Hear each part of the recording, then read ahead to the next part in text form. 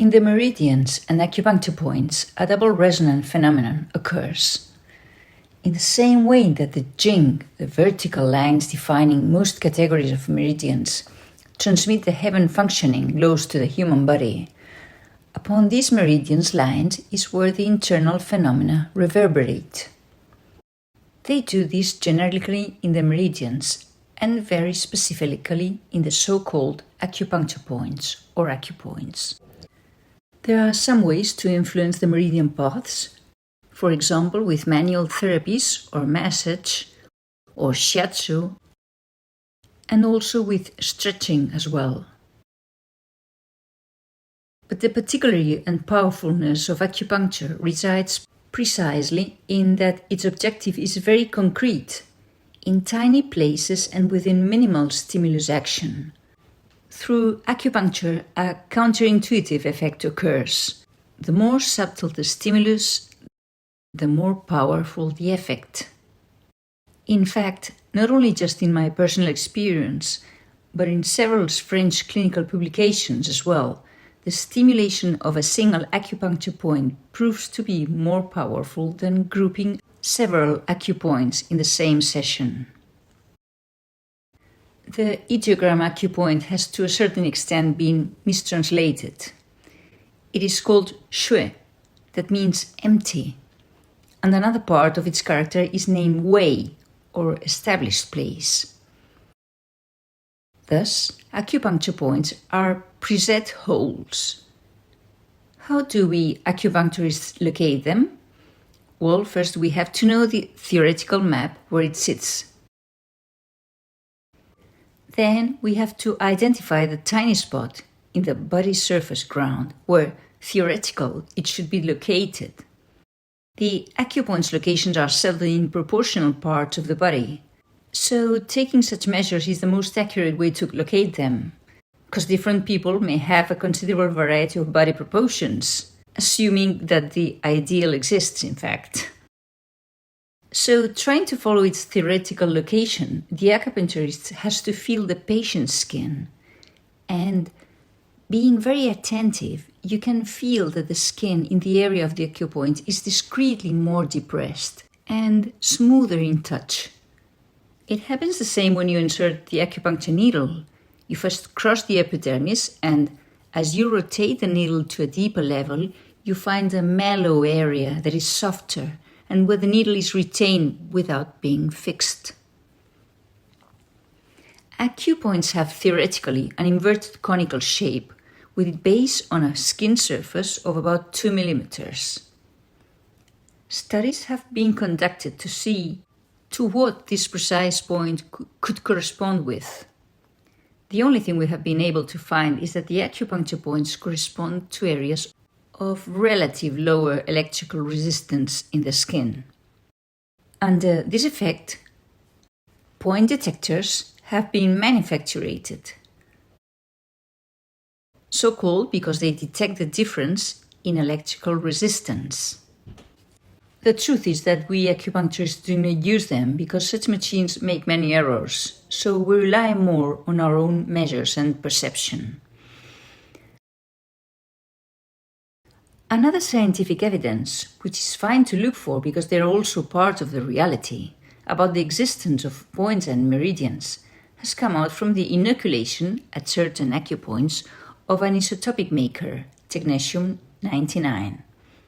The study was done by colleagues at the University of Barcelona, and it could be seen that the technetium followed the meridian path where the acupoint was located. Even more, at some spot that was a point of confluence between more than one meridian, the trace of the isotopic marker followed both of them.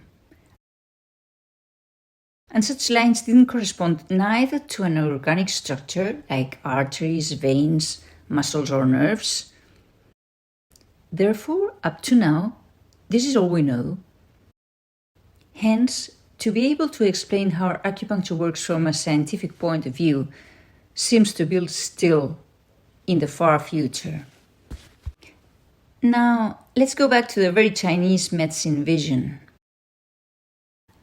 There is consensus between the different currents of acupuncture praxis in recognizing that Chinese medicine conceives human beings as a microcosm that reproduces the laws of the macrocosm.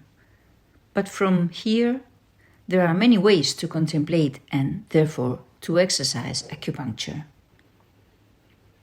One way of understanding acupuncture conceives the plot of meridians as a network where all the activities that allow both the appearance of man's life and the maintenance of it resound. In this perspective, the 365 acupoints would be the nodes where the different phenomena that occurs in the life of a human being resonate. The alteration of any of these dynamics could manifest itself with physical and psychic symptoms that might be of a very different nature in each case. Clinical experience is consistent in this concept of resonance, insofar as the stimulation of each of the points is able to solve the symptoms that the classic texts attribute to their dysfunction. The 365 tiny cavities that acupuncture points represent make up a rich interface between the interior processes and the surface of the body. The insertion of a thin metal needle into that tiny opening would act as an antenna, tuning that microcosm that is the organism with the order of the macrocosm in which it is immersed. It is such connection which, according to Chinese medicine, would allow the internal harmony to be re-established. I would like to see an example of an acupuncture point, stomach 44, called Neiting.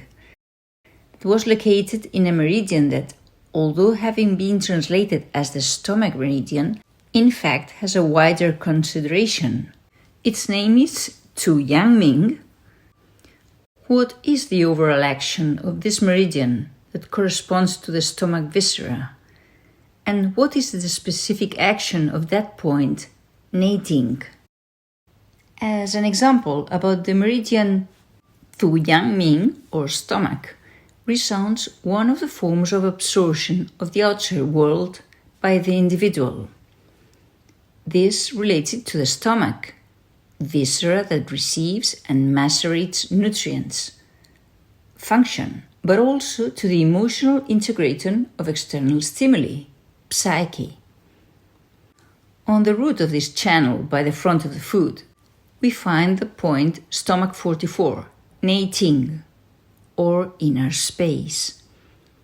It can treat gastritis, viscera, or gastric spasms, function, but also desire for silence or aversion to people talking, psyche.